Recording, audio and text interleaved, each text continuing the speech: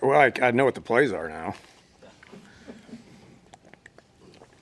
I had a base understanding of the offense. I sat there. I explained to y'all. I don't remember when it was, but that was it was challenging.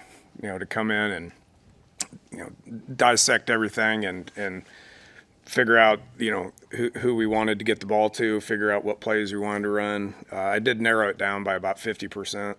And then came up with the call sheet and over the course of those 4 games, every game when I was calling it, I understood it a little bit more, obviously, right? And so that was what it was. And then, January 2nd came back,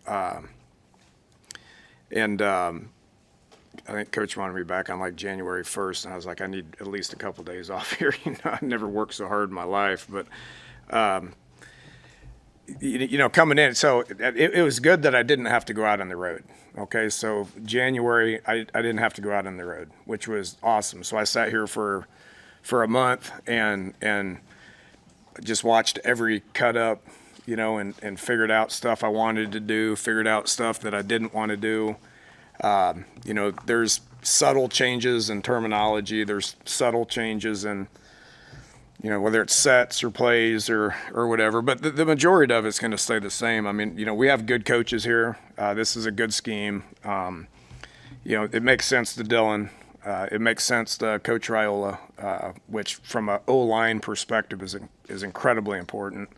Made some changes with, the pass game and, with some different sets and stuff that make sense to me, and just kind of kept narrowing it down. I came up with three good installs that we've been through a couple of times, and it's I got to figure out what our team is, what our offense is, as far as what the direction it goes. I can take the same offense that we had.